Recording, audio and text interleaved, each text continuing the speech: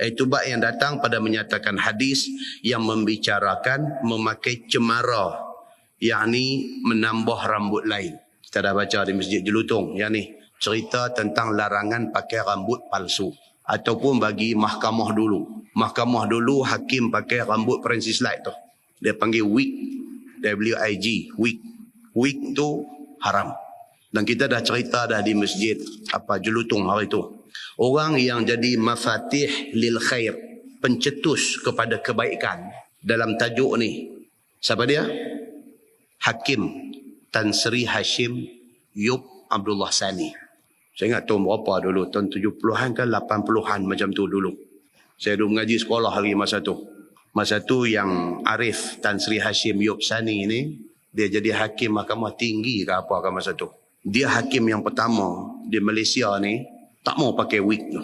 Dulu semua hakim pakai wig rambut Princess Light tu. Dia tak mau. Mungkin dia zaman tu dia duk pergi mengaji, dia jumpa hadis ni dan dia tak mau buat benda tu. Dia menjadi pencetus, menjadi pemula kepada kebaikan. Sebab apa? Sebab pakai wig itu haram. Ini sekali kita nanti baca apa hadis dia yang kata benda tu haram. Sekian lama semua hakim pakai. Mai tang dia tahu pakai. Dan dia ubah daripada pakai wig tu, hakim pakai tu. Kalau hakim mahkamah tinggi dia pakai lagi panjang. Kalau hakim mahkamah ni pakai hat pendek. Lagu tu. Dia ubah daripada wig, dia pakai songkok. Jadi satu kejutan pada masa tu dalam institusi kehakiman Malaysia. Satu kejutan. Pasal apa? Pasal mahkamah kita exactly duplicate British punya sistem. Dia duplicate sampai hakim, sampai pakaian hakim, sampai bahasa yang digunakan di mahkamah, sebutan yang disebut di dalam mahkamah, semua duplicate daripada sistem undang-undang British. Jadi sudah sewajarnya dibuat pindaan. Macam kita kata budak-budak pengakap di sekolah kan. Bila tabik 3 jari. 3 jari ni pasal apa? Pasal apa 3 jari? Pasal scout ni Lord Baden-Powell. Orang yang introduce scouting ni. Dia orang Kristian. So 3 dengan Kristian ni cantik lah. Kan? Dia dengan Trinity dia ni. So bila dia buat scout, dia perkenalkan tabik 3 jari. Orang Islam di Malaysia tidak salah kalau nak aktif di dalam pasukan scout. Tidak salah. Tapi modify lah tang mana patut. Modify. Instead of tabik 3 ni, kita buat tabik macam tu ke? Macam mana polis tabik tu? 5 jari. Nak polis ke? Nak buat lagu Ashkar lagu tu ke? Macam mana ke? Tak apa. Lagu mana pun tak apa. Tapi tak salah 3. Pasal apa? Takut. Saya lagi kok menyerupai fahaman mereka.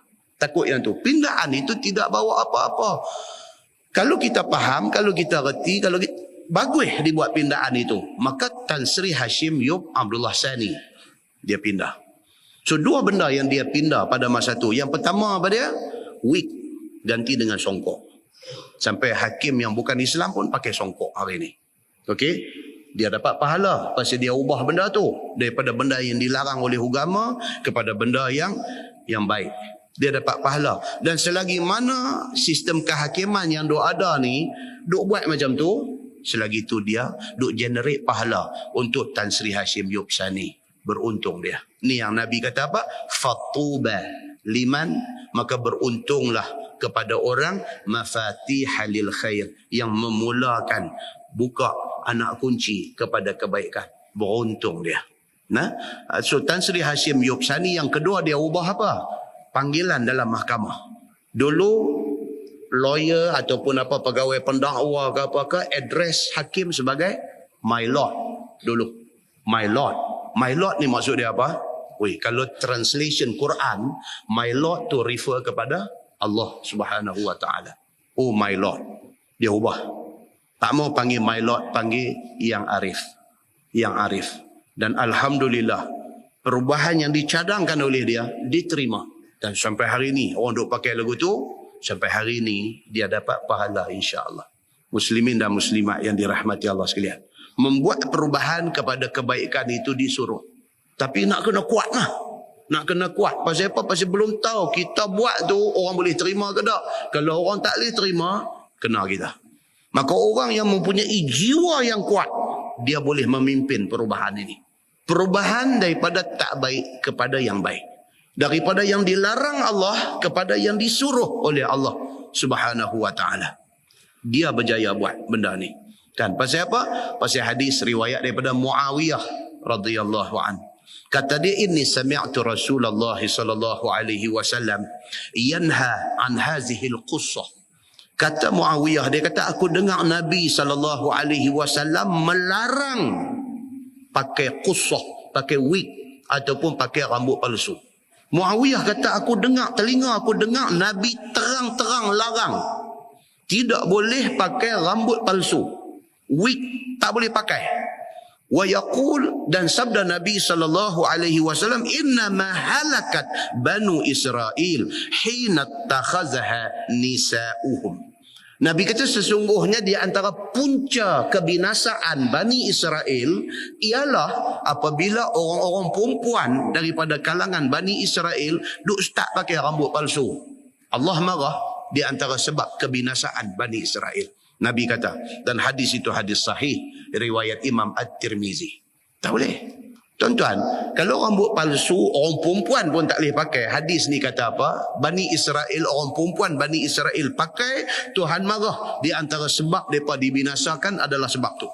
Kalau orang perempuan pun tak boleh pakai rambut palsu, bolehkah orang laki-laki pergi berlakon jadi pondan, pergi duk pakai rambut palsu? Lagi tak boleh. Hari ni kita dihidangkan, kita dijamu dalam TV ni, pak-pak lawak ada dalam TV ni semua. Jantan piduk pakai lagu perempuan tu, sudahlah pakai perempuan itu salah. Piduk bubuh rambut palsu nak pergi jadi perempuan, lagi salah. Tak ditegung. Benda ni wajib ditegung supaya kesalahan itu dapat dihentikan. Dan lagi satu dia kata apa? Ani bin Abbas qal la'ana Rasulullah sallallahu alaihi wasallam al-mutashabbihat birrijal minan nisa wal mutashabbihin bin nisa minar rijal. Rasulullah sallallahu alaihi wasallam melaknat perempuan nak jadi orang jantan, tomboy. Dan Nabi sallallahu alaihi wasallam melaknat orang jantan nak jadi perempuan, pondan. Baik tomboy, baik pondan. Dilaknat oleh Allah, dilaknat oleh Nabi sallallahu alaihi wasallam.